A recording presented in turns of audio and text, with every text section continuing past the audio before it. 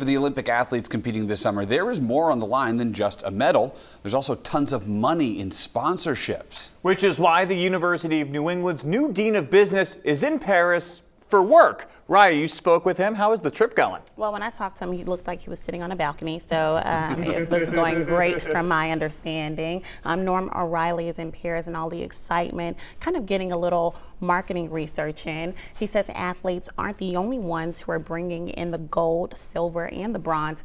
Brands are competing as well, working to find the best way to bring in big dollars through sponsorships. At the 2024 Paris Olympic Games, University of New England's Dean of Business, Norm O'Reilly, says it's not only the athletes who shine, but also the brands who sponsor them.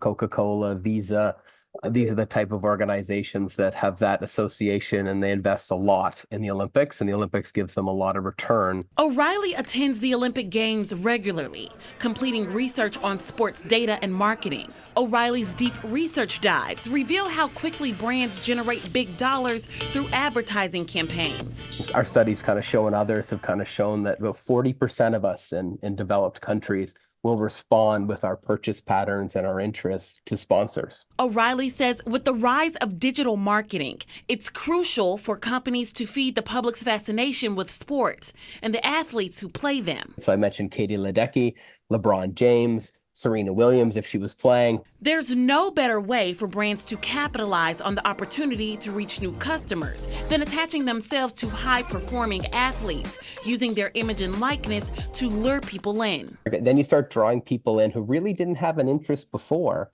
in that particular sport as a spectator, and then they're watching it on television, they're streaming it, they're buying merchandise, they're going to games, they're talking about that athlete, and that just all combines to generate that growth. In the past, Olympic athletes could not use their name, image, or likeness to self-market brands that were not official sponsors of the Olympic Games. But in 2020, the International Olympic Committee relaxed the rules concerning athletes and partnerships with unofficial sponsors.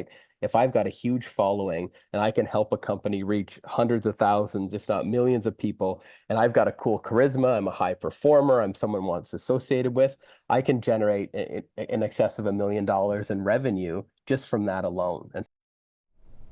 Now, non-Olympic sponsors still have to remain in compliance with the International Olympic Committee's guidelines that detail how they can interact with Olympic athletes during the Games.